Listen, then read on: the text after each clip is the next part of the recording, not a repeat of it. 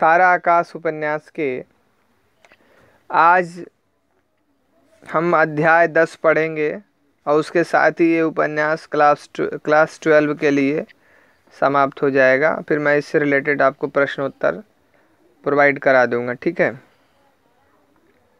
हाँ,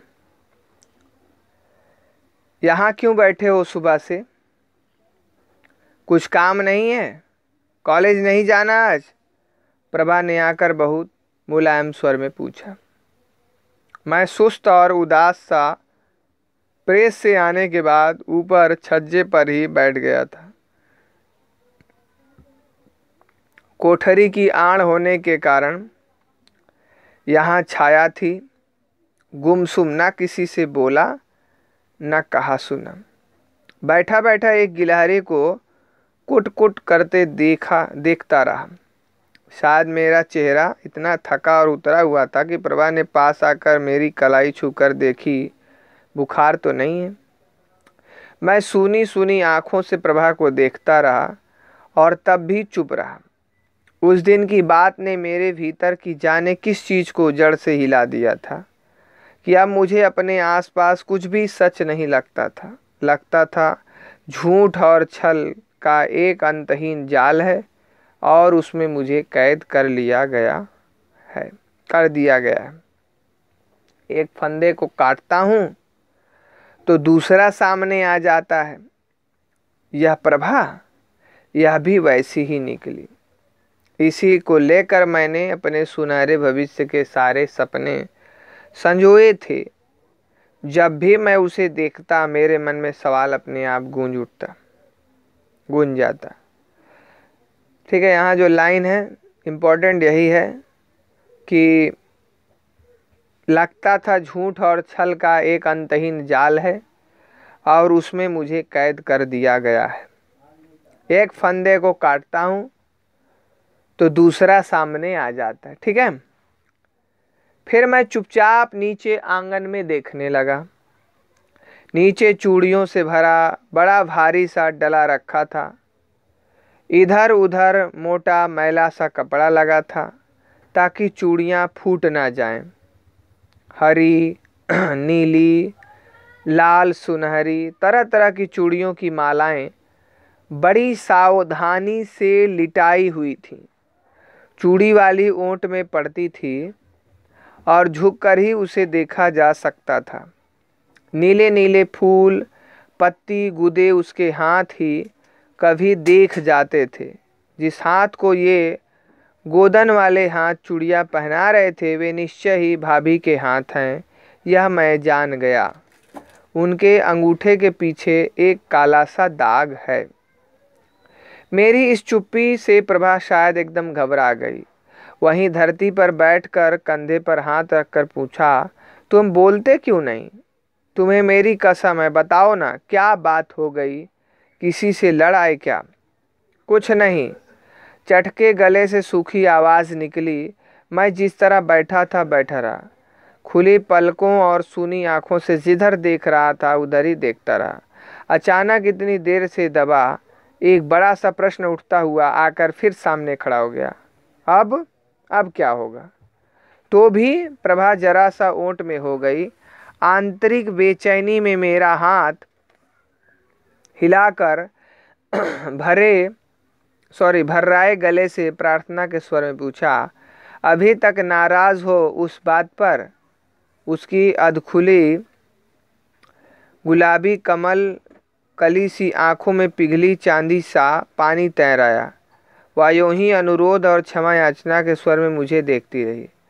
आवाज़ की आर्द्रता से चौंक कर मैं बहुत ही धीरे से मैंने गर्दन घुमाकर उसे देखा और फिर उधर ही देखने लगा जिधर देख रहा था। घुटी आवाज़ में बताया, प्रभा मेरी नौकरी छूट गई। छूट गई? कैसे? चौंक कर प्रभा उछल सी पड़ी। शायद एक पल को उसकी आंखों के आगे सारे परिणाम कौन गए।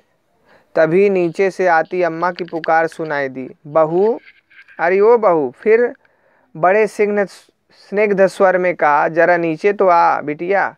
स्निग्ध यानी प्रेम भरे हुए, ठीक है, स्नेह, स्निग्ध ये क्या है? ये विशेषण है, स्नेह से भरा हुआ। जवाब में जरा सा झुककर प्रभा ने जवाब दिया, आई अम्मा जी, मैंने बतायो ही, साला कहता था कि 15 दिन तो तुमने काम सीखा, इसलिए उन दिनों का कुछ नहीं। तनख्वाह के कागज पर 75 होगी लेकिन देंगे 60। इसी बात पर मैं लड़ आया। मैंने बिना हिले डुले प्रभा को बता दिया, नाम पार्ट टाइम का और काम पूरा। फिर ये सब क्यों, ऐसा क्यों? बड़ा आया 75 लिखा कर 60 देने वाला। तुम दिवाकर से जाकर क्यों नहीं कहते? उसके पिताजी का तो वह दोस्त है ना। प्रभा के माथे पर बल पड़ गए। अच्छा अंधेर है यह अभी? अंधेर तो है ही। दर्दीली मुस्कुराहट ओंठों पर उभर आई। फिर गहरी सांस लेकर धीरे से कहा, अब उनसे क्या कहें जाकर? देखो कुछ ना कुछ तो करना ही पड़ेगा। कल और जाऊंगा आखिरी बार, 15 दिन के ही सही, कमबख्त कुछ तो दे। इसी उम्मीद में यह जो दुनिया भर का उधार चढ़ा लिया है उन्हें भी तो कहीं ना कहीं से चुकाना ही है। फिर अम्मा की आवाज़ आई, अरे आई नहीं, कर क्या रही है? फिर कर लीजो बातें बाद में, फिर कर लीजो बातें बाद में, है ना। वहाँ की जो बोली है आगरे की वो आया है, ठीक है। फिर कर लीजो बातें बाद में। मुझे आश्चर्य हुआ कि आवाज़ में अब भी चिकनाई और प्यार है। क्या बात है, जाती क्यों नहीं हो? अम्मा बुला रही हैं जब से। मैंने पूछा, तुम ही बताओ मैं क्या करूं? चूड़ी पहनने को बुला रहे हैं। अब आजकल तो हमारी बड़ी पूंछ हो गई है ना, प्रभा ने परेशानी से जवाब दिया। मैं एकदम गंभीर हो गया, सख्त स्वर में कहा, नहीं प्रभा, चूड़ी उड़ी कुछ नहीं, हमें किसी की झूठी उम्मीद नहीं रखनी और किसी से कुछ नहीं लेना। मेरा चेहरा एकदम भावहीन हो गया। अम्मा ने फिर आवाज़ दी तो मजबूरी की कातर निगाहों से देखती प्रभा बड़े बेमन से उठकर नीचे चली गई। मैंने एक बार उसे देखा लेकिन यूं ही चुपचाप देखता रहा। आधे रास्ते से लौटकर उसने धीरे से कहा, देखो तुम फिक्र मत करो, गई नौकरी तो जाने दो, इतना खून क्यों जलाते हो? मेरे पास घड़ी है, सोने की चूड़ियाँ, ईयरिंग है, आखिर किस दिन काम आएंगे? बाद में बन जाएंगे, यूँ भी तो संदूक में ही बंद रखे जाते हैं, यहाँ कौन रोज रोज पहनने की ज़रूरत पड़ती है। थोड़ी देर में आकर निकाले देती हूँ। पढ़ाई तो चलेगी ही। और उसी तरह उल्टे कदमों वह लौट आई। कोई और समय होता तो शायद मैं उसकी इस बात से कृतार्थ हो जाता, मेरी आंखें डबडबा आती, लेकिन अब सुन लिया और बिना सोचे ही यूं ही बैठा रहा। नीचे से अम्मा की प्यार भरी भी झिड़की सुनाई दी, हमारा इतना भी अधिकार नहीं है तुम पर? पहना दो जी मनिहारिन, पहना दो। बोल कैसी पहनेगी, अपने आप पसंद कर ले। यानी प्रभा नीचे पहुंच गई है। नहीं नहीं अम्मा जी, मेरा मन नहीं है। अम्मा जी ऊपर चलकर देख लो, मेरे पास ऊपर संदूक में बहुत रखी हैं। यह प्रभा थी। और पहन लेगी तो क्या हो जाएगा, रखी तो सभी के पास है, हम लोगन का भी तो पेट पालेगा किसी तरह। चूड़ी वाली ने कहा और खनखनाहट से लगा कि चूड़ियों की मालाएं खोल खोल कर दिखाने लगी। एक आध फूटा वाक के ऊपर आया, इसके साथ तो वह खूब खिलेगी, गोरी गोरी कलाई में तो यह खिलती है। पहन लेना प्रभा, अब इतना नखरा छोड़, अम्मा जी की बात रखने की खातिर ही पहन ले। भाभी का स्वर आया। एकदम चुप्पी छा गई। मैं थोड़ी देर सांस रोके प्रतीक्षा करता रहा कि कोई आवाज़ सुनाई दे। मुझे विश्वास था कि वह नहीं पहनेगी। अब चूड़ियाँ पहनाने का ध्यान है। अभी तक तो मानो कोई रहता ही नहीं था। जरा सा नीचे की ओर झांक कर देखा, अम्मा और भाभी चूड़ियाँ पहन चुके थे और बड़ी प्रसन्न उत्सुकता से प्रभा की ओर देख रही थी। प्रभा घुटनों पर बाँह रखे बैठी थी और उसने अपना हाथ चूड़ी वाली की ओर बढ़ाया हुआ था। एक हाथ दूसरे पाँव के पंजे पर रखा था और उसमें ढेर सारी चूड़ियाँ पहनाई जा चुकी थी। दूसरे हाथ का पंजा दबा दबा कर मनिहारिन चूड़ियाँ पर चढ़ा रही थी। नीचे कुछ साबुत और कुछ टूटी चूड़ियों के टुकड़े बिखरे थे। साबुत यानी पूरी तरह से जो चूड़ियाँ होती, ठीक है। दर्द से प्रभा ने अपनी गर्दन दूसरी ओर मोड़ ली थी। आंखें बंद थी और ओंठों से बार बार सी सी की कराहट फूट पड़ती थी। दूसरा हाथ पांव के पंजे पर रखा अंगूठे को कसकर भींच रहा था। सन्न से जैसे कोई नुकीला तीर दिमाग की तहों को चीरता चला गया। मैंने मना किया था ना। फैले नथुनों से कुछ फुफकार निकली और मैं झटके से उठ खड़ा हुआ। दांत एक दूसरे के ऊपर घिसे और होंठ भींच गए। दृढ़ता से कदम रखता हुआ नीचे उतर आया और सीधा चूड़ी वाली के सामने जा खड़ा हुआ। प्रभा चूड़ियां पहन चुकी थी और शीशे के धक धक करते रंगों में दोनों कलाइयां झलमला रही थी। उसने मुझे देखा और जैसे बिजली के करंट से उसका चेहरा सफेद पड़ गया। जैसे तैसे आवाज ठेल कर खिसियानी सी हंसी हंसने की कोशिश करते हुए उसने कहा, देखो कैसी लगती हैं। अम्मा और भाभी की पसंद की हैं। उस वक्त वह शायद यह भी भूल गई कि अम्मा और भाभी के सामने वह मुझसे नहीं बोलती। मैंने एक पल उसे अपनी निगाह की सारी कड़वाहट और तीखेपन से घूरा और झपट कर उसकी दोनों कलाइयां चूड़ियों के ऊपर से पकड़ ली। भय से प्रभा मानो घिघिया उठी। मुझे नहीं पता उस समय मेरे हाथों में कौन सा दुर्दांत दैत्य आ गया था।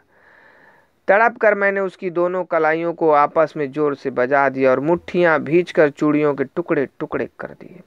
चट चट करते हुए चूड़ियों के टुकड़े जमीन पर बिखर गए और मैं पागलों की तरह ऊपर मुंह करके गला फाड़ कर ऊंची आवाज में अट्ठास कर उठा, मानो किसी भुनगे को मसल कर फेंक दिया हो। कुछ इस भाव से मैंने उसके दोनों हाथ छोड़ दिए। चूड़ियों के टुकड़े मेरी हथेली और उंगलियों में घुस गए थे। मेरे हाथ खून से तरबतर थे और उसकी कलाइयों से खून की कई धारियां चूने लगी थी।